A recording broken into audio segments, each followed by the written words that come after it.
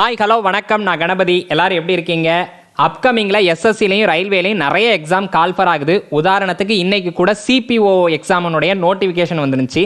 பொதுவாக எனக்கு தெரிஞ்சு மேக்ஸ் ரீசனிங் எல்லாரும் கொஞ்சம் ஸ்ட்ராங் ஆகிட்டே வாரீங்க. ஆனால் ஜிகேவை பொறுத்த வரைக்கும் ஒரு எட்டாத கனியாகவே இருந்துகிட்டு இருக்கு. இதை நாம் சரி செய்யணும் அப்படின்னு சொல்லிட்டு இந்த முதல் வகுப்பை நாம் கையில் எடுத்திருக்கோம். இதை பற்றின ஃபீட்பேக்கை மறக்காமல் கமெண்ட் பாக்ஸில் கொடுங்க. ஏன்னா நீங்கள் சொன்னீங்கன்னா தான் நான் அடுத்த கட்டத்துக்கு இதை எடுத்துகிட்டு போக முடியும். ரைட், நாம் என்ன சார் பார்க்க போகிறோம் அப்படின்னு பார்த்தீங்கன்னா, ஜிகேல பாலிட்டி, அதாவது கான்ஸ்டியூஷன், அரசியல் அமைப்பில் இருந்து இது வரைக்கும் எஸ்எஸ்சியில் கேட்கப்பட்ட கொஸ்டினும் ரயில்வேலேருந்து எடுக்கப்பட்ட கொஸ்டினும் நாம் வச்சுருக்கிறோம். இதை பார்த்தீங்கன்னா உங்களுக்கு ஒரு நல்ல ஒரு தெளிவு கிடைக்கும். இந்த கிளாஸினுடைய ஒரு சிறப்பம்சமே என்னன்னு பார்த்தீங்கன்னா, கண்டிப்பாக இந்த லாங்குவேஜை பொறுத்த வரைக்கும் பைலிங்குவலில் இருக்கும். கொஸ்டின்ஸ் பைலிங்குவலில் தான் இருக்கும். ஆப்ஷன் மட்டும் பார்த்தீங்கன்னா இங்கிலீஷில் தான் இருக்கும். சார் அதையும் தமிழ்லேயே கொடுத்துருக்கலாமா சார் அப்படின்னா தாராளமாக கொடுத்துருக்கலாம். நான் ஒரு எஃபர்ட் போடுறேன், அந்த எஃபர்ட்டுக்கு நீங்களும் ஒரு 50% எஃபர்ட் போடணும்ல. அப்போ என்னன்னா, நான் சொல்லக்கூடிய விஷயங்கள், இந்த கேள்வியை வாசிச்சுட்டு அதுக்கு ஆன்சரை சொல்லிட்டு அதனுடைய விளக்கத்தை நான் கொடுப்பேன். அதை நீங்கள் நோட் பண்ணி வச்சுக்கிட்டீங்கன்னா உங்களுக்கு பயனுள்ளதாக இருக்குங்கிறதுக்காண்டி தான் நான் இங்கிலீஷில் வச்சுருக்கேன். ரைட்டா? கண்டிப்பாக இந்த கிளாஸினுடைய ஃபீட்பேக்கை கமெண்ட் பாக்ஸில் சொல்லுங்கள். வாங்க கிளாஸ்க்குள்ளே போகலாம். ஃபர்ஸ்ட் கொஸ்டின் பார்த்தீங்கன்னா, இந்திய அரசியலமைப்பின்படி குடியரசு என்ற பொருள் தரும் வார்த்தை எது அப்படின்ட்டு elected head, nominated head, subordinate head, hereditary head அப்படின்னு சொல்லியிருக்கிறாங்க. இப்படி ஒரு 4 ஆப்ஷன் கொடுத்துருக்காங்க. இதில் உங்களுக்கு சரியான ஆன்சர் என்னன்னு பார்த்தீங்கன்னா எலெக்டட் ஹெட். இதனுடைய தமிழ் அர்த்தம் என்னன்னா, தேர்ந்தெடுக்கப்பட்ட தலைவர்கள். நாம் எல்லாருமே சேர்ந்து எம்பி எம்எல்ஏ இவங்களை தேர்ந்தெடுக்கிறோம். இந்த எம்பி எம்எல்ஏ முதலமைச்சரையோ இல்லை பிரதம மந்திரியையோ தேர்ந்தெடுக்கிறாங்க. அதுக்கப்புறம் இவங்க எல்லாருமே சேர்ந்து குடியரசுத் தலைவரை தேர்ந்தெடுக்கிறாங்க. இந்த கான்செப்ட் தான் ரிபப்ளிக் அப்படிங்கிறது அர்த்தம். சரியா? குடியரசு அப்படிங்கிற வார்த்தையினுடைய அர்த்தம் என்னன்னு பார்த்தீங்கன்னா, மக்கள் தேர்ந்தெடுப்பாங்க, அவங்களுடைய தலைவர்களை தேர்ந்தெடுக்கிறது தான் குடியரசு. ரைட்டா? அடுத்து என்னன்னு பார்க்கலாம். பின் வருவனவற்றுள் அரசியலமைப்பின் முகப்புரையில் குறிப்பிடப்பட்டவை எது அப்படின்னு சொல்லி கேட்டிருக்கிறாங்க. இந்தியாவில் இருக்கக்கூடிய அரசியலமைப்பில் நீங்கள் முகப்புரை அப்படின்னு சொல்லியிருப்பாங்க. சரியா? முகப்புரைனா என்ன சார் அப்படின்னா, இன்ட்ரோ பேஜ்னே ஞாபகம் வச்சுக்கோங்களேன். நார்மலாக முகப்புரை, பிரியாம்பிள் அப்படிங்கிறத சொல்லுவாங்க. அதனுடைய ஸ்டார்டிங்கில் என்ன சொல்லியிருப்பாங்கன்னு பார்த்தீங்கன்னா, இப்படி தான் சொல்லியிருப்பாங்க. இறையாண்மை, சமதர்ம, மதச்சார்பற்ற குடியரசு இந்தியா அப்படிங்கிறது, அதாவது மக்களாட்சி குடியரசு. சரியா? மக்களாட்சி குடியரசு என்னெல்லாம் சொல்லியிருப்பாங்க? இறையாண்மை, சமதர்ம, மதச்சார்பற்ற மக்களாட்சி குடியரசு அப்படிங்கிறத பாயிண்டாக சொல்லியிருப்பாங்க. அதுக்கு இங்கிலீஷில் என்ன சார்? சர்வரனிட்டி. சரியா? சர்வரனிட்டி. அதுக்கப்புறம் என்னென்னு பார்த்தீங்கன்னா, சோசியலிஸ்ட், செக்குலர், டெமோக்ராட்டிக் ரிபப்ளிக் அப்படிங்கிற வார்த்தையை தான் ஃபர்ஸ்ட் பேரால சொல்லியிருப்பாங்க. அந்த விஷயம் இதில் இருக்கான்னு பார்த்தீங்கன்னா இதில் எதுவுமே இருக்காது. அப்போ நான் என்ன சார் செய்யணும்? அப்படி 2வது வார்த்தைக்கு வரணும். 2வது வாக்கியத்துக்கு வரும்போது எல்லாருக்கும் சமூக நீதி, வேலை வாய்ப்பில் முன்னுரிமை அப்படின்னு சொல்லிட்டு அடுத்த விஷயமே என்ன சொல்லியிருப்பாங்கன்னு பார்த்தீங்கன்னா இந்த விஷயம் தான். Liberty of thought, expression, belief, faith and worship அப்படிங்கிற விஷயத்தை கொடுத்துருப்பாங்க. இதனுடைய தமிழ் அர்த்தம் என்னன்னு பார்த்தீங்கன்னா, சிந்தனை, வெளிப்பாடு, நம்பிக்கை, வழிபாடு ஆகியவற்றிற்கான சுதந்திரம் அப்படிங்கிறது தான் தெளிவாக கொடுத்துருப்பாங்க. அப்போ நீங்கள் இந்த 2 விஷயத்தையும் நல்லாவே தெரிஞ்சுக்கணும். நான் சொன்னது தான். சரிங்களா? அந்த இறையாண்மை, சமதர்ம, மதச்சார்பற்ற மக்களாட்சி குடியரசு அப்படிங்கிறது முதல்லையும், அதை தொடர்ந்து 2வது வார்த்தையாக சிந்தனை, வெளிப்பாடு, நம்பிக்கை, அதுக்கப்புறம் வழிபாடு ஆகியவற்றிற்கான சுதந்திரம் அப்படிங்கிறது தான் 2வது வரியில் கொடுத்துருப்பாங்க. சரியா?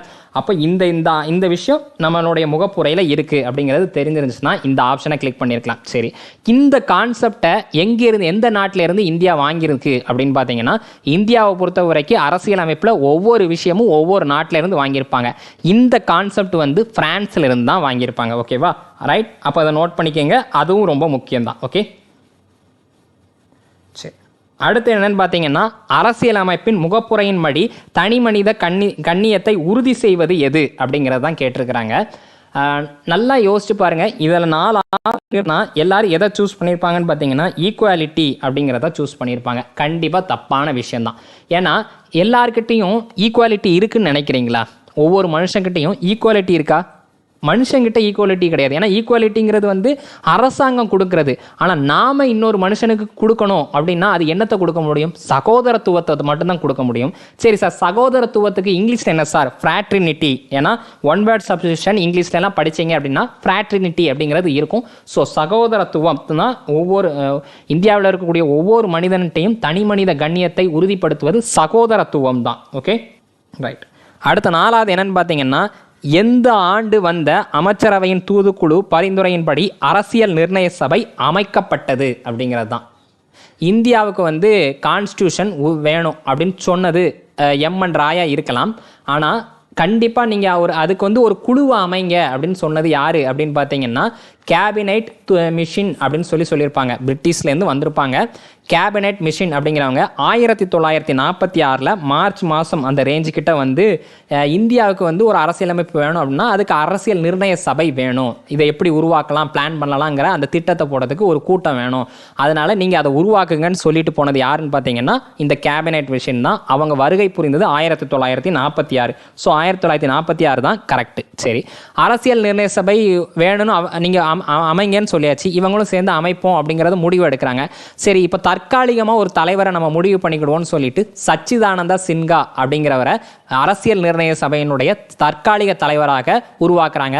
அதுக்கப்புறம் அவங்களுக்குள்ள எலெக்ஷன் வச்சு அதில் டாக்டர் ராஜேந்திர பிரசாத் வந்து இந்த அரசியல் நிர்ணய சபையினுடைய நோக்கம், அதாவது அரசியலமைப்பு உருவாகிற வரைக்கும் யார் தலைவராக இருக்க போகிறான்னு சொல்லி முடிவெடுத்தாங்கன்னா டாக்டர் ராஜேந்திர பிரசாத் தான் தலைவராக இருந்திருப்பார். ஓகேவா?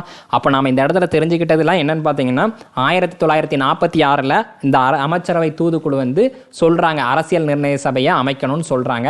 அரசியல் நிர்ணய சபையினுடைய தற்காலிக தலைவராக இருந்தவர் சச்சிதானந்த சின்ஹா, நிரந்தர தலைவராக இருந்தவர் யாருன்னு பார்த்தீங்கன்னா டாக்டர் ராஜேந்திர பிரசாத். ஓகே, அடுத்து அரசியல் நிர்ணய சபை எப்போது ஏற்றுக்கொள்ளப்பட்டது அப்படிங்கிற வார்த்தை எப்படி கேட்டிருக்காங்க. இந்த இடத்துல ரொம்ப முக்கியமான விஷயம் என்னென்னு பார்த்தீங்கன்னா, இந்த அடாப்டட் ஏற்றுக்கொள்ளப்பட்டதும் இன்னொரு வார்த்தை என்னென்னு பார்த்தீங்கன்னா இங்கிலீஷில் ஃபோர்ஸ்டு அப்படின்னு சொல்லுவாங்க. சரியா? ஃபோர்ஸ்டு. தமிழில் என்னென்னு பார்த்தீங்கன்னா நடைமுறைப்படுத்துறது. இந்த 2 இடத்துலையும் நீங்கள் குழம்பிடவே கூடாது.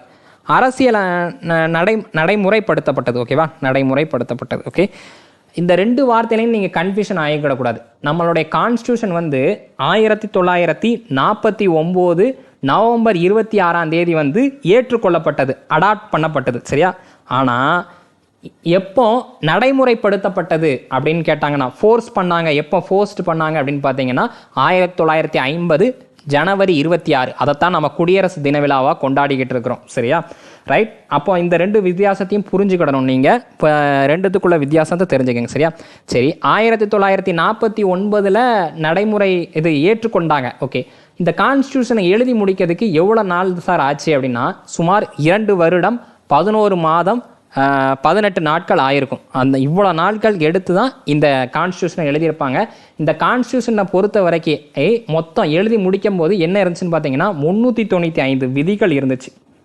395 விதிகள், 22 பகுதிகள். சரியா? பார்ட் அப்படின்னு சொல்லுவாங்க. அடுத்து 8 அட்டவணைகள். சரியா? 8 ஷெடியூல்டு அப்படின்னு சொல்லுவாங்க. சரியா? விதிகள். சரியா? ஆர்டிக்கல்.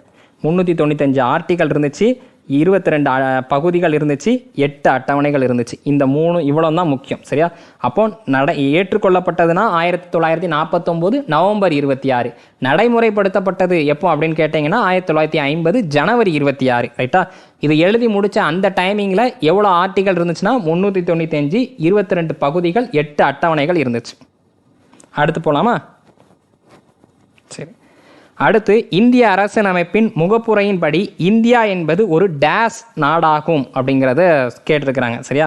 இது எல்லாருமே யோசித்தோன்னே இந்தியா என்பது ஒரு சுதந்திர நாடாகும் அப்படின்னு தான் சொல்லுவாங்க. தவறான விஷயம். எல்லா நாட்டுக்கும் சுதந்திரம் இருந்துடலாம். சரியா? ஆனால் குடியரசுங்கிறது தனிச்சிறப்பு வாய்ந்தது. ஸோ ரிபப்ளிக் அப்படிங்கிறது தான் சரியான ஆன்சர். சரியா? குடியரசு நாடு அப்படிங்கிறது தான் கரெக்டான ஆன்சராக இருக்கும். ஓகேவா? இந்த ரிபப்ளிக் அப்படிங்கும்போது இந்த முகப்புரைன்னு சொல்லிட்டே வரீங்களா சார், இந்த முகப்புரையில் வேறு ஏதாவது மாற்றம் நடந்திருக்கா? முதலே சொன்னது தான், ஃப்ரான்ஸ்டேருந்து கடன் வாங்கியிருந்தோம். அடுத்து என்னென்னு பார்த்தீங்கன்னா அதனுடைய 2 குவாட்ஸ் சொன்னோம். 3 விஷயம் தெரிஞ்சுக்கிட்டோம். என்னென்னா அந்த இறையாண்மை, மதச்சார்பற்ற, அதையும் சிந்தனை செயல்பாடு, அதுக்கப்புறம் தனி மனித கண்ணியத்தை பாதுகாப்பது, சகோதரத்துவம் அப்படிங்கிற இந்த 3 விஷயமும் தெரிஞ்சுக்கிட்டோம். அதை தொடர்ந்து என்னென்னு பார்த்தீங்கன்னா இந்த வார்த்தைகள் 42வது சட்ட திருத்தம் 1976 இந்த ஒரு 3 வார்த்தைகள் வந்து சேர்த்தாங்க. என்னெல்லாம் சார் அப்படின்னு பார்த்தீங்கன்னா, செக்குலர் என்ன வார்த்தைலாம் சேர்த்துருப்பாங்கன்னா, சோசியலிஸ்ட், செக்குலர், இன்டெகிரிட்டி அப்படிங்கிற 3 வார்த்தைகள் சேர்த்துருப்பாங்க. சமதர்ம, மதச்சார்பற்ற, நேர்மை, கண்ணியம்லாம் இருக்குல்ல, இந்த 3 வார்த்தையும் சேர்த்துருப்பாங்க. சரியா? அப்போ இந்த விஷயத்தையும் தெரிஞ்சுக்கணும். 42வது சட்ட திருத்தத்தில் தான் முகப்புரையில் திருத்தம் செஞ்சாங்க. சரியா? சட்ட திருத்தத்துக்கு இங்கிலீஷில் அமெண்ட்மெண்ட் அப்படின்னு சொல்லுவாங்க. ஓகேவா? ரைட். அப்போ இதை இந்தியா என்பது ஒரு டேஸ் குடியரசு நாடாகும். உங்களுடைய பாஸ்போர்ட்டெல்லாம் எடுத்து பாருங்கள், த ரிபப்ளிக் ஆஃப் இந்தியா அப்படிங்கிறது தான். இதுக்கு வேறு யாரும் காரணம் கிடையாது, டாக்டர் அண்ணல் அம்பேத்கர் மட்டும்தான் காரணம். அடுத்து, யாருடைய குறிக்கோள் தீர்மானம் பின்னாளில் இந்திய அரசியலமைப்பின் முகப்புரையாக ஏற்றுக்கொள்ளப்பட்டது அப்படின்னு சொல்லி கேட்டிருக்கிறாங்க. வேற யாருமே இல்லை, நாட்டினுடைய முதல் பிரதம மந்திரியாக இருந்த ஜவஹர்லால் நேரு அவர்களுடைய குறிக்கோள் தீர்மானம் தான் பின்னாளில் முகப்புரையாக ஏற்றுக்கொள்ளப்படும். சரியா? ஏற்றுக்கொள்ளப்படும். இது வந்து எப்போ ஏற்றுக்கொள்வாங்க அப்படின்னு பார்த்தீங்கன்னா, 22 இவர் வந்து இந்த குறிக்கோள் தீர்மானத்தை எப்போ சார் கொண்டு வந்தார் அப்படின்னு பார்த்தீங்கன்னா, 13 டிசம்பர் 1946 வந்து இந்த குறிக்கோள் தீர்மானத்தை இவர் வச்சிருப்பார். அப்ஜெக்டிவ் ரிசோல்யூஷன் அப்படின்னு தான் சொல்லியிருப்பார். அதை பின்னால் அப்படி ஏற்றுக்கிட்டாங்க. ஓகேவா? ரைட். அடுத்து 8வது என்னன்னு பார்த்தீங்கன்னா, மக்கள் அனைவராலும் ஏற்றுக்கொள்ளப்பட்ட எழுதப்பட்ட விதி அப்படின்னு சொல்லியிருக்காங்க. அதாவது சட்டத்துக்காக தான் மக்கள் கிடையாது, மக்களுக்காக தான் சட்டம் அப்படிங்கிறது தான் நம்ம தெளிவாக சொல்லியிருப்போம். மக்கள் அனைவராலும் ஏற்றுக்கொள்ளப்பட்ட எழுதப்பட்ட விதி எதுன்னு பார்த்தீங்கன்னா இந்த கான்ஸ்டியூஷன் தான். சரியா? கான்ஸ்டியூஷனை பற்றி சொல்லணும் அப்படின்னு பார்த்தீங்கன்னா அதுக்கு நிறைய தனி சிறப்புகள் இருக்குது. இதையும் நோட் பண்ணிக்கோங்க, ஏன்னா இந்த சிறப்பு அம்சங்களை வச்சு கூட கொஸ்டின் கேட்கலாம். உலகிலேயே எழுதப்பட்ட ஒரு கான்ஸ்டியூஷன் அப்படின்னா, ஒரு அரசியலமைப்பு அப்படின்னா அது இந்திய அரசியலமைப்பு தான். அதே மாதிரி ஒற்றை குடியுரிமை இருக்கக்கூடியதும் இந்திய அரசியலமைப்புக்கு தான். அடுத்து, ஒன்றிணைக்கப்பட்ட நீதிமன்றங்கள் இருப்பதும் இந்திய அரசியலமைப்புக்கு தான் இருக்குது அந்த சிறப்பு. அதுக்கப்புறம் என்னென்னா, ஒரு நீதிமன்றம் தனித்து இயங்க முடியும் அப்படின்னாலும் அதுவும் இந்திய அரசியலமைப்புக்கு தான் இருக்குது. இதே மாதிரி அதுக்கப்புறம் நெகிழும் தன்மை, நெகிழா தன்மை அப்படிங்கிற இவ்வளோ சிறப்புகள் வந்து இந்த கான்ஸ்டியூஷனுக்கு இருக்குது. சரியா? ரைட். அதை நோட் பண்ணி வச்சுக்கோங்க, முக்கியமான விஷயம். அதுலேருந்து கொஸ்டின் கேட்கலாம். அடுத்து என்னென்னு பார்த்தீங்கன்னா, இந்திய அரசியலமைப்பு என்பது இறையாண்மை, சமதர்ம, மதச்சார்பற்ற மக்களாட்சி குடியரசுடன் கூடிய டேஸ் அமைப்பு அப்படின்னு தான் கேட்டிருக்கிறாங்க. இதுக்கு இந்த 4 ஆப்ஷனையும் நம்ம பார்த்து தான் நம்ம முடிவு பண்ணணும். எல்லாருமே இந்த கொஸ்டினை சரியாக போட்டிருக்கலாம், ஆனால் இந்த 4 ஆப்ஷனுக்கு என்ன விளக்கங்கிறதையும் தெரிஞ்சுக்கணும். யூனிட்டரி அப்படின்னா என்ன சார்? யூனிட்டரி சிஸ்டம் கவர்மெண்ட் அப்படின்னா மத்திய அரசுக்கிட்ட தான் ஒட்டுமொத்த பவரும் இருக்கும், மாநில அரசுக்கிட்டலாம் எந்த பவரும் இருக்காது. சரியா? அப்போ மத்திய அரசுகிட்ட தான் எல்லா விதமும் பவராக இருந்துச்சுன்னா அது யூனிட்டரி. ஓகே. பார்லிமெண்ட்ரி தான் நம்ம இந்தியாவுக்கு இருக்கக்கூடியது. சரியா? நான் உங்களுக்கு புரிஞ்சிருக்கும்னு நினைக்கிறேன். பார்லிமெண்ட்ரினா ஸ்டேட், சென்ட்ரல் ரெண்டுத்துக்கும் வந்து அதிகார பகிர்வு இருக்கும். சரியா? அதுதான் பார்லிமெண்ட்ரி அமைப்பு. மோனார்க்கிகள்னால் என்ன சார் அப்படின்னு பார்த்தீங்கன்னா, இந்த மன்னராட்சி, முடியாட்சின்னு சொல்லுவோம்ல, அதுதான் மோனார்க்கிகள். பிரசிடென்சியல் சிஸ்டம்னா என்ன சார் அப்படின்னு பார்த்தீங்கன்னா, இலங்கையில் பிரசிடென்ட் சிஸ்டம் தான். அங்கே என்னன்னு பார்த்தீங்கன்னா, நிறைய பேர் வந்து அவருக்கு கீழே வேலை செய்யலாம். சரிங்களா? அதே மாதிரி இப்போ நம்ம எம்எல்ஏ, எம்பி மாதிரிலாம் இருக்கலாம். ஆனால் யாருடைய யார் கையில் தான் முழு அதிகாரம் இருக்குன்னு பார்த்தீங்கன்னா இவங்க கையில் தான். அந்த மெயினாக பிரசிடெண்ட்டாக யார் இருக்காங்களோ அவங்க கையில் தான் அதிகாரம் இருக்கும். சரியா? இங்கே நம்ம பார்லிமெண்ட் சிஸ்டத்தை பொறுத்த வரைக்கும் என்னென்னு பார்த்தீங்கன்னா, எல்லாரும் சேர்ந்து ஒரு தலைவரை உருவாக்கியிருப்பாங்க. சரியா? இவங்க எல்லாரும் சப்போர்ட் பண்ணாதான் அவர் தலைவர். அவர் இல்லைன்னா, இவங்க எல்லாரும் சப்போர்ட் பண்ணலைன்னா அவருக்கு தனி அதிகாரம் கிடையாது. ஓகேவா? அப்போ இதுதான் பார்லிமெண்ட்ரி சிஸ்டம்ங்கிறது தான் கரெக்டான ஆன்சர். ஓகே. அடுத்து 10வது என்னன்னு பார்த்தீங்கன்னா, சம் திவாஸ் இஸ் செலிப்ரேட்டட் ஆன். சம் திவாஸ் எந்த நாளில் கொண்டாடப்படுகிறது அப்படின்னா, இதில் வந்து ஆப்ஷனும் 4வது ஆப்ஷனும் ஈஸியாக எலிமினேட் பண்ணிடுவீங்க. சரியா? சம் திவாஸ் அப்படின்னா என்னென்னு பார்த்தீங்கன்னா, நம்மளுடைய அரசியல் அமைப்பு ஏற்றுக்கொள்ளப்பட்ட நாளை தான் நம் சம் திவாஸ் அப்படின்னு சொல்கிறோம். ஸோ ஜனவரி 26 நடைமுறைக்கு தான் வந்திருக்கும். ஸோ அதுவும் எலிமினேட்டட். அப்போ 26 நவம்பர் அப்படிங்கிறது தான் சரியான ஆன்சர். ஓகேவா? 26 நவம்பர் மாதம் தான் சரியான ஆன்சர். கரெக்டாக நோட் பண்ணிக்கோங்க. சம் திவாஸ் என்றால் சட்ட நாள், சட்ட தினம் அப்படிங்கிறது கொண்டாடப்படுது. அதுக்கப்புறம் என்ன பார்த்தீங்கன்னா, குடியரசு தின விழாவின் இறுதி கொண்டாட்டம் என்ன? நல்லா பாருங்க. குடியரசு தின விழாவின் இறுதி கொண்டாட்டம். குடியரசு தின விழாவில் மொத்தம் 3 விதமான ஃபங்க்ஷன் நடக்கும். முதல் ஃபங்க்ஷன் என்னன்னு பார்த்தீங்கன்னா முப்படைகளுடைய பரேடு நடக்கும். அது நம்ம எல்லாருக்குமே தெரியும், நம்ம டிவியில் கூட பார்த்துருவோம். அதுக்கப்புறம் என்ன சார் நடக்கும் அப்படின்னு பார்த்தீங்கன்னா அவார்ட்ஸ் கொடுக்கக்கூடிய ஃபங்க்ஷன் ரெண்டாவதாக நடக்கும். இறுதியாக என்னன்னு பார்த்தீங்கன்னா இந்த முப்படைகளும் இங்கே வந்து ஃபங்க்ஷன் கொண்டாடியாச்சு, திருப்பி அவங்கவுங்க இடத்துக்கு போகணும்ல, அவங்கவுங்க பாசறைக்கு திரும்பக்கூடியது, முப்படைகளின் பாசறைக்கு திரும்புதல் அப்படிங்கிறது தான் குடியரசு தின விழாவின் இறுதி ஃபங்க்ஷனாக, இறுதி விழாவாக இருக்கும். ரைட்டா? அதை இங்கிலீஷில் என்ன சொல்லுவாங்கன்னா பீட்டிங் ரீட்ரீட்டட் செரிமனி அப்படிங்கிறது தான் சொல்லியிருப்பாங்க. ஸோ ஆப்ஷன் ஏ தான் கரெக்ட். அப்போது நீங்கள் தெரிஞ்சிக்க வேண்டியது குடியரசு தின விழாவில் 3 ஃபங்க்ஷன் நடக்கும். பரேடு ஃபங்க்ஷன், அடுத்து செகண்ட் ஒன் என்னன்னு பார்த்தீங்கன்னா அவார்டு கொடுக்குற ஃபங்க்ஷன், தேர்ட் ஒன் என்னன்னு பார்த்தீங்கன்னா பாசறை, முப்படைகள் பாசறைக்கு திரும்பக்கூடிய விழா. அடுத்து 22வது என்னன்னு பார்த்தீங்கன்னா பின் வருவனவற்றுள் இந்திய அரசியலமைப்பின் முகப்புரையில் இல்லாத வார்த்தை எது? நான் அப்போதே சொன்னேன், ஒரு 3 விஷயம் முகப்புரையை தெளிவாக படிச்சிருந்தீங்க அப்படின்னீங்கன்னா இந்த கொஸ்டினை ஈஸியாக எலிமினேட் பண்ணலாம். சர்வரின் என்னென்ன சார் அப்படின்னு பார்த்தீங்கன்னா இறையாண்மை அப்படிங்கிறது. இறையாண்மைங்கிறது நம்ம முகப்புரையில் இல்லையா? இருக்குல்ல. ஸோ இருக்குது, இங்கே இல்லாதது தான் என்னன்னு கேட்குறாங்க. ஸோ அது எலிமினேட்டர். ஜஸ்டிஸுங்கிற வார்த்தையும் இருக்கும், அனைவருக்கும் சமூக நீதி, அதையும் நீங்கள் பார்த்துருங்க இருக்கு. அதுக்கப்புறம் ஃப்ராட்ரினிட்டி, நம்ம தான் இப்போ சொன்னோம், தனி மனித கண்ணியத்தை உறுதிப்படுத்துவது எது? சகோதரத்துவம். அந்த வார்த்தையும் அதிலே இருந்துச்சு இது. ஆனால் ஃபெடரலிசம்ங்கிற வார்த்தை தான் முகப்புரையில் இருக்காது. சரியா? இங்கே ப்ரியாம்பிளில் இல்லாதது என்னன்னு கேட்குறாங்க, ஃபெடரலிசம் அப்படிங்கிறது தான் இருந்திருக்காது. ஃபெடரலிசம்னா என்ன சார்? கூட்டாட்சி தத்துவம் அப்படிங்கிறது தான். சரியா? கூட்டாட்சினா என்னது? ஸ்டேட் சென்ட்ரல் அப்படி 2 பேரும் சேர்ந்து தான் ஆட்சி பண்ணுறாங்க, அதான் கூட்டாட்சி தத்துவம். அடுத்து என்னன்னு பார்க்கலாம். அடுத்து பார்த்தீங்கன்னா அனைத்து டேஸ் நாடுகளுக்கும் அரசியலமைப்பு இருக்கும் அப்படின்னு சொல்லியிருக்கிறாங்க. எந்த அரசியலமைப்பு இருக்கக்கூடிய நாடுகள் எல்லாமே என்னது? டெமோக்ராட்டிக். சரியா? மக்களாட்சி நாடுகளாகத்தான் இருக்கும். அப்போ கம்யூனிஸ்ட்னா என்ன சார்? சீன அரசாங்கமாக இருக்குல்ல, அதுதான் கம்யூனிஸ்ட். ஓகே, சீன அரசாங்கம். ஓகே. அடுத்து ஓலியார்கிக் அப்படின்னா இது வந்து ஒன் வேர்ட் சப்ஸ்டியூஷனில் இங்கிலீஷில் கேட்கக்கூடிய ஒரு விஷயம். சரியா? ஓலியார்கிக்னா வந்து ஒரு சின்ன பீப்புள்ஸ்னால ஒட்டுமொத்த நாடும் ஆட்சி செய்யப்படுறது தான் ஓலியார்கி. டோட்டலேரியன் அப்படின்னா என்ன பார்த்தீங்கன்னா இதுக்கு வந்து சிங்கிள் பார்ட்டி தான், ஒரு கட்சி ஆட்சி முறை தான், எதிர்கட்சியே இருக்காது அப்படிங்கிறது தான் டோட்டலேரியன். அடுத்து இந்திய அரசியலமைப்பின்படி ஒன்றிய அம்சங்களில் இல்லாதது இது. அதாவது சென்ட்ரல் கவர்மெண்ட் இருக்குல்ல, அதனுடைய ஃபியூச்சர்ஸ், அது செய்யக்கூடிய அதனுடைய பவர்ஸில் இல்லாதது என்னன்னு அப்படின்னு கேட்டிருக்காங்க. அவங்கக்கிட்ட இருக்கக்கூடிய சிறப்பு அம்சங்களில் இல்லாது. இங்கே பாருங்கள், நார்மலாக இப்படியே சூஸ் பண்ணிடலாம். பைகேமரல் லெஜிஸ்லேச்சர் அப்படின்னா என்ன? சட்டமன்றங்களை குறிக்கக்கூடியது. எம்எல்ஏ தான் லெஜிஸ்லேட்டிவ் அப்படின்னு சொல்லுவாங்க இங்கிலீஷில். சரியா? MLA member of legislative assembly அப்படிங்கிறதெல்லாம் சொல்கிறாங்கல்ல, அதே தான். சரியா? அப்போ இந்த லெஜிஸ்லேட்டிவை பொறுத்த வரைக்கும் சட்ட மேலவை சட்ட கீழவை அப்படிங்கிறது இருக்கும். சரியா? அப்போ அதுக்கும் சென்ட்ரல் கவர்மெண்ட்டுக்கும் எந்த சம்மந்தம் கிடையாது, அது ஸ்டேட் கவர்மெண்ட்டுக்குள்ளது, அதுதான். சரியா? அப்போ அதுவே ஃபஸ்ட்டு ஸ்டார்டிங்லேயே சொல்லிடலாம், இதுதான் ஆன்சர். ஆனால் அடுத்து என்னென்னு பார்த்தீங்கன்னா இன்டகிரேட்டட் ஜுடிஷியல் சிஸ்டம் அப்படின்னு சொல்லியிருக்காங்க. இன்டகிரேட்டட் ஜுடிஷியல் சிஸ்டம்னா என்ன சார் அப்படின்னு பார்த்தீங்கன்னா நீதிமன்றங்கள் தனித்து இயங்க முடியும் அப்படிங்கிறது ஒன்றிய அரசுக்கிட்ட இருக்கக்கூடியது தான். சரியா? அவ்வளோதான். அடுத்து சிங்கிள் சிட்டிசன்ஷிப், இந்தியாவை பொறுத்த வரைக்கும் ஒற்றை குடியுரிமை தான், அதுவும் கரெக்ட் தான். அதுவும் யார்கிட்ட தான் இருக்குது? சென்ட்ரல் கிட்ட தான் இருக்குது. ஸோ இதுவும் உண்டு. சரியா? இது மட்டும்தான் இல்லாமல் இருக்குது. ஓகே. அடுத்து என்னென்னு பார்த்தீங்கன்னா appointment of the governor by president. ஆளுநர்களை வந்து அப்பாயின்ட் பண்ணுறது யார்?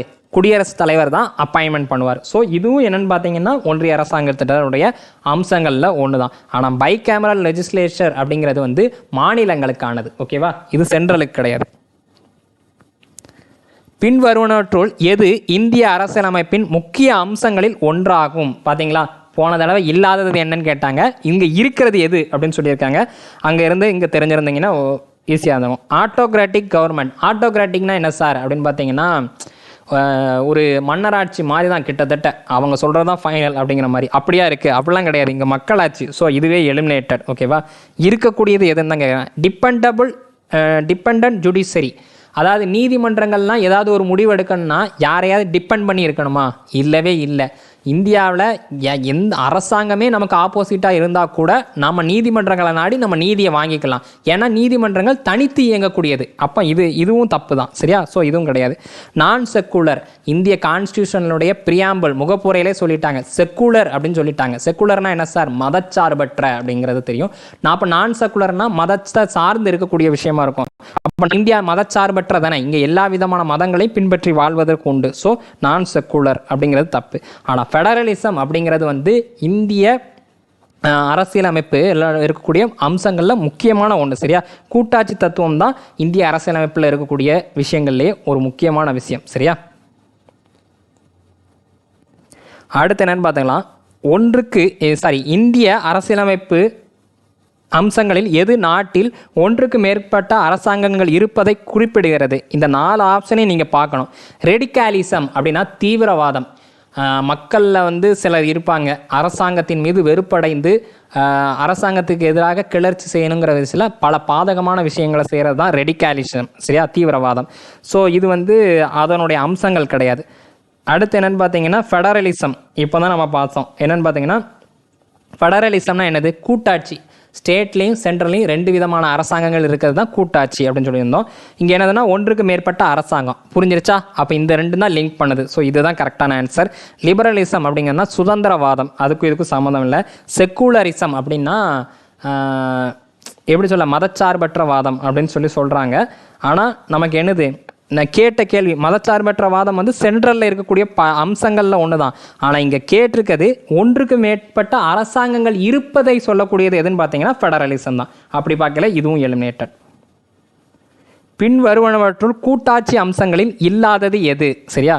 அதாவது ஃபெடரலிசத்தில் அதுக்குன்னு சில ஃபியூச்சர்ஸ் இருக்குது. அப்போ என்னென்னு பார்த்தீங்கன்னா ஃபெடரலிசம்னா என்னது? ஸ்டேட்லேயும் சென்டர்லேயும் 2 விதமான ரெண்டு விதத்தில் அரசாங்கங்கள் இருக்குது. இங்கே ஸ்டேட் கவர்மெண்ட், அது சென்ட்ரல் கவர்மெண்ட். அப்போ டூயல் கவர்மெண்ட், டூயல்னா 2ன்னு அர்த்தம், இரட்டை அரசாங்கம். கரெக்டு தான். ஸோ இது வந்து அம்சங்களில் ஒன்று தான். ஸோ இல்லாதது எதுன்னு தானே கேட்டிருக்காங்க. ஸோ இது எலிமினேட் பண்ணிடலாம். இது உண்டு. அது டிவிஷன் ஆஃப் பவர்ஸ். மாநிலத்துக்குன்னு ஒரு அதிகாரம் உண்டு, மத்திய அரசாங்கத்துக்குன்னு ஒரு அதிகாரம் உண்டு, சரியா? அப்போ அதிகாரங்கள் வந்து பகிர்ந்து அளிக்கப்பட்டிருக்கு, சரியா? டிவிஷன் ஆஃப் பவர்ஸ்னா அதிகார பகிர்வுன்னு இருக்கு. அப்போ இங்கே பகிர்வு இருந்திருக்குல்ல, சரி, அதுவும் கரெக்ட், தப்பு தான், கரெக்ட் தான். அப்போ ரிட்டன் கான்ஸ்டியூஷன், எழுதப்பட்ட கான்ஸ்டியூஷன் இருக்கா? கண்டிப்பாக இருக்குது, சரியா? ஏன்னா ஸ்டேட்லேயும் சில சட்டங்கள் இருக்கும், சென்ட்ரல்லையும் சில சட்டங்கள் இருக்கும். ஸோ ரிட்டன் கான்ஸ்டியூஷன் 2 பேர்த்துக்குமே உண்டு. ஆனால் ஆல் இண்டியா சர்வீஸ் அப்படிங்கிறது வந்து இது கிடையாது, சரியா? ஃபெடரலிசத்தில் ஃபெடரலிசத்தில் ஆல் இண்டியா சர்வீஸுங்கிறது கிடையாது. அப்போ நீங்கள் இந்த இடத்துல தெரிஞ்சுக்கிட்டது வந்து என்னென்னு பார்த்தீங்கன்னா ஃபெடரலிசத்தினுடைய ஃபியூச்சர், கூட்டாட்சியினுடைய அம்சங்கள் என்னெல்லாம்னு கேட்டாங்கன்னா dual government, division of powers, written constitution அப்படிங்கிறத சொல்லிக்கலாம். அடுத்து என்னென்னு பார்த்தீங்கன்னா இந்திய அரசியலமைப்பை அரை கூட்டாட்சி என்று வரையறுத்தவர் யார் அப்படின்னு சொல்லியிருக்காங்க. பெரும்பாலான அறிஞர்கள் எல்லாருமே இந்தியாவினுடைய அரசியலமைப்பை பல்வேறு விதங்களில் வரையறுத்துட்டு போயிருக்கிறாங்க. அதில் என்னென்னு பார்த்தீங்கன்னா அரை கூட்டாட்சி என்று வரையறுத்தவர் யாருன்னு பார்த்தீங்கன்னா கேசி வியர் அப்படிங்கிறவர் தான் வரையறுத்திருப்பார். அது மட்டும் இல்லை, என்னென்னு பார்த்தீங்கன்னா இன்னொருத்தர் மோரிஸ் ஜோன்ஸ் அப்படிங்கிறவர் சொல்லியிருப்பார். மோரிஸ் ஜோன்ஸ் என்ன சொல்லியிருப்பாருன்னு பார்த்தீங்கன்னா பார்கெய்னிங் ஃபெடரலிசம், அதாவது பேரம் பேசும் கூட்டாட்சி அப்படிங்கிறத அவர் சொல்லியிருப்பார். அதுக்கப்புறம் கூட்டுறவு கூட்டாட்சி, கோஆப்ரேட்டிவ் ஃபெடரலிசம் அப்படிங்கிறத யார் சொன்னாங்கன்னு பார்த்தீங்கன்னா கார்னிவல் ஆஸ்டின் அப்படிங்கிறவர் சொல்லியிருப்பார். ஓகேவா? அப்போ 3 பேர் தெரிஞ்சுக்கிட்டோம். என்னெல்லாம்னு பார்த்தீங்கன்னா அரை கூட்டாட்சி என்று வரையறுத்தவர் கேசி வியர்.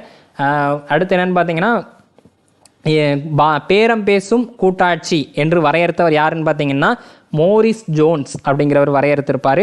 அடுத்து என்னன்னு பார்த்தீங்கன்னா கூட்டுறவு கூட்டாட்சி அப்படின்னு சொன்னவர் யாருன்னு பார்த்தீங்கன்னா கார்னிவல் ஆஸ்டின் அப்படிங்கிறவர் சொல்லியிருப்பார். அடுத்து அரசியல் நிர்ணய சபையின்படி பின்வருவனவற்றுள் எந்த கூற்று சரியானது? ரைட்டா? இதில் 4 கூற்று இருக்குது. நான் ஃபஸ்ட்டு உங்களுக்கு விளக்கமாக சொல்லிடுறேன். என்னன்னு பார்க்கும்போது இந்தியாவினுடைய நேஷ்னல் ஃப்ளாக், தேசிய கொடி வந்து எப்பொழுது ஏற்றுக்கொள்ளப்பட்டது அப்படின்னு பார்த்தீங்கன்னா 1947 ஏற்றுக்கிட்டாங்க, சரியா? ஆனால் இங்கே என்னன்னு பாருங்கள் 49 இருக்கு. ஸோ இது எலிமினேட்டட் தானே, எலிமினேட்டர். அப்போ இது தப்பாக தானே இருக்குது. 47 கொடி வந்துருச்சு, சரியா? ரைட். அப்போ என்னென்னு பார்த்தீங்கன்னா இது தப்பு. அடுத்து என்னென்னு பார்த்தீங்கன்னா ஒரு முக்கியமான விஷயம், 1949, சரியா? 49 தான் என்ன ஆயிருக்குன்னு பார்த்தீங்கன்னா காமன்வெல்த்தில் வந்து இந்தியா உறுப்பினர் அப்படிங்கிறத வந்து அரசியல் நிர்ணய சபை வந்து உறுதி செஞ்சது. ரைட்டா? 1949 என்ன ஆயிருக்குன்னு பார்த்தீங்கன்னா காமன்வெல்த்தில் வந்து இந்தியா உறுப்பினர் என்பதை அரசியல் நிர்ணய சபை உருவாக்கி இது பண்ணுச்சு. ஆனால் constitution assembly ratified Indian membership of the commonwealth வந்து 47 இருக்குது பார்த்தீங்களா? ஸோ இதுவும் தப்பு, இதுவும் தப்பாக தான் இருக்குது. அதுக்கப்புறம் என்னென்னு பார்த்தீங்கன்னா தேசிய கீதமாகட்டும் தேசிய கீதமாகட்டும் தேசிய பாடலாகட்டும். தேசிய கீதம்னா ஜனகணமன ரவீந்திரநாத் தாகூர் எழுதியிருந்தது. தேசிய பாடல்னா வந்தே மாதரம் அப்படிங்கிற அந்த பாடல். ரெண்டுமே எப்போ அப்படின்னு பார்த்தீங்கன்னா 1950 தான் ஏற்றுக்கிட்டாங்க. சரியா? ஆனால் இங்கே என்னென்னு பார்த்தீங்கன்னா தேசிய பாடல் வந்து எப்பொழுது ஏற்றுக்கொள்ளப்படுதுன்னா 1948 இதுவும் தப்பு. அப்போ தேசிய கீதம் 1950 ஜனவரியில் ஏற்றுக்கொண்டாங்க. ஓகேவா? இதுதான் கரெக்டான ஆன்சர். அடுத்து இந்திய அரசியலமைப்பு உருவாவதற்கு அரசியல் நிர்ணய சபையில் இருந்த பெண் உறுப்பினர்களின் எண்ணிக்கை எத்தனை அப்படின்னு சொல்லி கேட்டிருக்கிறாங்க. மொத்தமாக எத்தனை பெண் உறுப்பினர்கள் இருந்திருப்பாங்கன்னு பார்த்தீங்கன்னா 15 பெண் உறுப்பினர்கள் இருந்திருப்பாங்க. இந்த அரசியல் நிர்ணய சபையினுடைய நிரந்தர தலைவராக இருந்தவர் யாருன்னு பார்த்தீங்கன்னா டாக்டர் ராஜேந்திர பிரசாத். ஓகே, அடுத்து என்ன சார், 1934 இந்தியாவுக்கு வந்து ஒரு அரசியல் அமைப்பு வேணும் அப்படின்னு சொன்னவர் யாருன்னு பார்த்தீங்கன்னா MN ராய் அப்படிங்கிறவர் தான் சொல்லியிருப்பார். அடுத்து என்னன்னு பார்த்தீங்கன்னா இந்த அரசியல் நிர்ணய சபையினுடைய சட்ட ஆலோசகராக இருந்தவர் யார் சார்? சரியா? கான்ஸ்டியூஷன் ஆலோசகராக இருந்தவர் யாருன்னு பார்த்தீங்கன்னா கான்ஸ்டியூஷனல் அட்வைசர் அப்படின்னு சொல்லுவாங்க. இந்த அட்வைசராக இருந்தவர் யாருன்னு பார்த்தீங்கன்னா BN ராவ் அப்படிங்கிறவர் இருந்திருப்பார். சரியா? BN ராவ் அப்படிங்கிறவர் தான் இருந்திருப்பார். Okay, right. இது தெரிஞ்சுக்கிட்டீங்க. அடுத்து இந்த அரசியல் நிர்ணய சபையில் வந்து வரைவு குழுவினுடைய தலைவராக இருந்தவர் வேற யாருமே இல்லை. வரைவு குழுவினுடைய தலைவர்னாலே இவர் தான், வேற யாரும் கிடையாது, அண்ணல் அம்பேத்கர் தான். சரியா? இந்த 3 ஞாபகம் வச்சுக்கோங்க. அடுத்து அரசியல் நிர்ணய சபையின் ஹவுஸ் கமிட்டியின் தலைவராக இருந்தவர் யார் அப்படிங்கிறது தான் ஒரு கொஷினாக இருக்குது. ஹவுஸ் கமிட்டியினுடைய தலைவராக இருந்தவர் வேற யாரும் இல்லை, பட்டாபி சித்தாராமையா. என்ன சார் ஹவுஸ் கமிட்டின்னு சொல்கிறீங்க? இப்போ அரசியல் நிர்ணய சபை இருக்குது, எல்லாத்தையும் ஒரே ஆள்கிட்ட கொடுத்தா முடியாதுல்ல. நிறைய பார்ட்டாக பிரித்து 13 பெரிய அவை 8 சின்ன அவை அப்படின்னு சொல்லிட்டு பிரிச்சிருப்பாங்க. ரைட்டா? ஸோ அதில் வந்து இந்த ஹவுஸ் கமிட்டிங்கிற அந்த பிரிவுக்கு அரசியல் நிர்ணய சபையில் ஒரு பிரிவு. சரியா? ரைட்டா? அப்படிங்கும்போது அதில் என்னென்னா பட்டாபி சித்தராமையா தான் இருந்திருப்பார். அல்லாடி கிருஷ்ணசுவாமி ஐயர் அரசியல் நிர்ணய சபையின் டேஸ் தலைவராக இருந்தார் அப்படின்னு சொல்லி கேட்டிருக்காங்க. வேற எதுவும் இல்லை, கிரெடென்ஷியல் கமிட்டி அப்படிங்கிறதனுடைய தலைவராக தான் இருந்திருக்கிறாரு. நீங்கள் அந்த எந்தெந்த கமிட்டிக்கு யார் யார் தலைவராக இருந்தாங்கங்கிறத ஒரு கிளான்ஸ் பார்த்துக்கங்க, உங்களுக்கு கரெக்டாக இருக்கும். அப்படி இன்னைக்கு டைம் வேஸ்ட் பண்ணாமல் அப்படியே பார்த்துருங்க. அடுத்து அரசியல் நிர்ணய சபை 1947 இந்திய சட்டத்தின் எந்த சட்டப்பிரிவின்படி அங்கீகரிக்கப்பட்டது அப்படின்னு பார்த்தீங்கன்னா 8(1) அப்படிங்கிறது தான் அங்கீகரிக்கப்பட்டிருக்கும். அடுத்து என்னன்னு பார்த்தீங்கன்னா GV மௌலான்கர். சரியா? மௌலான்கர் இந்திய அரசியல் நிர்ணய சபையின் டேஸ் குழுவின் தலைவராக இருந்தார். பார்த்தீங்களா? மறுபடியும் அந்த கமிட்டியை பற்றி ஒரு 3 கொஸ்டின் கரெக்டாக வந்திருக்கு. அப்போ எந்தெந்த கமிட்டிக்கு யார் யார் தலைவர்னு பார்த்துக்கோங்க. என்னன்னு பார்த்தீங்கன்னா ஏதாவது இருந்திருப்பாருன்னு பார்த்தீங்கன்னா இதுதான். ஓகேவா? எதுன்னு பார்த்தீங்கன்னா ADHOC committee on national flag அப்படிங்கிறதுக்கு தான், கமிட்டி ஆன் ஃபங்க்ஷனுக்கு தான் இருந்திருப்பார், இதுக்கு கிடையாது. ஓகேவா? தப்பாக சொல்லிட்டேன். அடுத்து 25th என்னன்னு பாருங்க, அரசியல் நிர்ணய சபையின் 10வது அமர்வு எப்பொழுது நடைபெற்றது அப்படிங்கிறது தான். இந்த அரசியல் நிர்ணய சபை 1946 வந்து எழுத ஸ்டார்ட் பண்ணிட்டாங்க. சரியா? 1949 தான் முடிச்சிருப்பாங்க. நான் தான் சொன்னோம்ல 2 வருடம் 11 மாதம் 18 நாட்களில் எழுதி முடிக்கப்பட்டிருக்கும் அப்படின்னு சொல்லியிருப்பேன். இதில் என்னென்னு பார்த்தீங்கன்னா இடையில மீட்டிங் போட்டிருக்கிறாங்க. மொத்தம் ஒரு 165 நாளைக்கு மீட்டிங் மட்டுமே நடந்திருக்கும். சரியா? அதை தான் அமர்வுன்னு சொல்லுவாங்க. சரியா? அமர்வுன்னு சொல்லுவாங்க. இங்கிலீஷில் சீஷன் அப்படின்னு சொல்லுவாங்க. ஓகேவா? சரி, இதில் முதல் அமர்வு வந்து அந்த 1946 நடந்திருக்கும். சரியா? 1946 நமக்கு நடந்திருக்கும். என்ன எப்போ அப்படின்னு பார்த்தீங்கன்னா டிசம்பர் மாதத்தில். சரியா? டிசம்பரில் வந்து 9ஆம் தேதியிலேருந்து, நல்லா கேட்டுங்க, 23ஆம் தேதி வரைக்கும். இந்த டேட்லாம் கூட ஞாபகம் வச்சுக்க வேண்டாம், ஆனால் தெரிஞ்சு வச்சுக்கணும். முதல் அமர்வு எப்போ நடந்துச்சுன்னா 1946. எப்போ முடிவு பண்ணாங்களோ அப்போவே டிசம்பர் மாதத்துலேயே ஸ்டார்ட் பண்ணிட்டாங்க. ஸோ அந்த மீட்டிங் அப்போவே நடந்துருச்சு. மொத்தம் எத்தனை மீட்டிங் சார் நடந்திருக்கும், எத்தனை சீசன் நடந்திருக்கும்னு பார்த்தீங்கன்னா மொத்தம் 11 சீசன் நடந்துச்சு. அப்போ 11வது சீசன் எப்போ சார் அப்படின்னு பாருங்கள். நல்லா கேட்டுங்க, இங்கே 10வது சீசன் தான் கேட்டிருக்கிறாங்க, ஆனால் 11 சீசன் நடந்திருக்கு. ஓகேவா, நம்ம தெரிஞ்சுக்க வேண்டியது அரசியல் நிர்ணய சபையில் வந்து மொத்தம் எத்தனை அமர்வுகள் அப்படின்னு கேட்டிங்கன்னா 11 அமர்வுகள் இருந்திருக்கு. 11வது அமர்வு எப்போ நடந்து முடிஞ்சுது அப்படின்னு பார்த்தீங்கன்னா அதே தான். என்னென்னு பார்த்தீங்கன்னா நவம்பர் மாதம். சரியா, நம்ம கான்ஸ்டியூஷன் எப்போ எழுதி முடித்தாங்க, நவம்பர் 26. ஸோ 11, 26, 11ஆம் தேதியிலேருந்து 26ஆம் தேதி வரைக்கும் இந்த மீட்டிங் நடந்திருக்கு. ஓகேவா, மொத்தம் 165 நாள் நடந்திருக்கு. ஓகேவா, இது 11வது அமர்வு. அப்போ 10வது அமர்வுனா என்ன சார், இதுக்கு கொஞ்ச நாளைக்கு முன்னாடி. அப்போ அதே தான் 1949. சரியா, நல்லா நோட் பண்ணிக்கோங்க, ரொம்ப ரொம்ப முக்கியமான விஷயம். மறுபடியும் வேணாலும் சொல்லிடுறேன். ஃபஸ்ட்டு அமர்வு எப்போ நடந்துச்சு அப்படின்னு பார்த்தீங்கன்னா அன்னைக்கு எப்போ முடிவு பண்ணாங்களோ அன்னைக்கு 1946 தான் எழுதணும்னு முடிவு பண்ணாங்க. அப்போவே ஒரு மீட்டிங் போட்டாச்சு, டிசம்பர். சரியா, டிசம்பர். ஓகே, அடுத்து என்னென்னு, இது வந்து முதல் அமர்வு. 11வது அமர்வு என்ன சார், மொத்தம் 11 அமர்வு நடந்திருக்கு. அதில் லாஸ்ட் அமர்வு 11வது அமர்வு. இது எப்போ சார் நடந்துச்சுன்னு பார்த்தீங்கன்னா அதே தான் 1949 முடிக்கும் போது நடந்திருக்கு. சரியா, நம்ம அதாவது நடைமுறை அதாவது ஏற்றுக்கொள்ளப்பட்ட அது வந்து நவம்பர் மாதம் தான். ஸோ நவம்பர், அதை ஞாபகம் வச்சுக்கோங்க. ரைட்டா, நவம்பர் 26. அப்போ 10வது அமர்வுனா இதுக்கு கொஞ்சம் முன்னாடி. அப்போ கொஞ்சம் முன்னாடி போது 1949 முன்னாடி என்னென்னு பார்க்கும்போது 6லேருந்து 17 அக்டோபர் 1949 தான் சரியான ஆன்சராக இருந்திருக்கும். ஓகேவா, இதப்போ 10வது அமர்வு இப்படியே கெஸ் பண்ணி போட்டிருக்க முடியும். ஓகே, மொத்தம் எத்தனை நாள் சார் இந்த அமர்வுகள் மட்டும் நடந்துச்சு அப்படின்னு பார்த்தீங்கன்னா மொத்தம் 111 அமர்வுகள் நடைபெறதுக்கு 165 நாட்கள் ஆயிருக்கு. ஓகேவா, ரைட். இன்றைக்கி பார்த்தீங்கன்னா நம்ம எல்லாருமே வாட் இஸ் வாட் அப்படிங்கிறத படிச்சிருப்போம். ஆனால் எஸ்எஸ்சிலையும் ரயில்வேலையும் கேட்கக்கூடிய கொஷினை பாருங்கள், எவ்வளோ ஸ்டாண்டர்டாக ஒரு கொஷின் கேட்டிருக்கிறாங்க. ரொம்ப அற்புதமாக இருந்துச்சுல்ல. நல்ல பாடத்தை ஒத்து கவனித்து படிச்சிருந்தா தான் நம்மளால் ஆன்சர் பண்ண முடிஞ்சிருக்கும். இந்த கிளாஸஸ் உங்களுக்கு பயனுள்ளதாக இருந்துச்சு அப்படின்னீங்கன்னா சொல்லுங்கள், நம்ம இதை கண்டினியூ பண்ணலாம். இதை தாண்டி உங்களுக்கு மேக்ஸ் கிளாஸ் வேணும், அது வேணும், இது வேணும்னு சொன்னீங்கன்னா அதை தெரியப்படுத்துங்க. ஆனால் அதை காட்டிலும் இந்த ஜிகே கிளாஸை பற்றி முதல்ல சொல்லுங்கள். நம்ம ஜிகே கிளாஸை வந்து இப்படி கொண்டு போனால் கரெக்டாக இருக்கா அப்படிங்கிறத சொன்னீங்கன்னா தான் நம்ம அடுத்தடுத்து பாலிட்டி, சயின்ஸு, ஹிஸ்ட்ரி எல்லாத்தையுமே கொண்டு போகலாம். சரியா, ரைட். மாணவர்கள் அனைவரும் மத்திய மற்றும் மாநில அரசு பணியினை பெறுவதற்கு தென்காசி ஆகாஷ் ஃப்ரெண்ட்ஸ் ஐஏஎஸ் அகாடமியின் அன்பான வாழ்த்துக்கள். மறக்காமல் டேப் சென்ட்ரல் சேனல் சப்ஸ்கிரைப் பண்ணிக்கோங்க. தேங்க்யூ.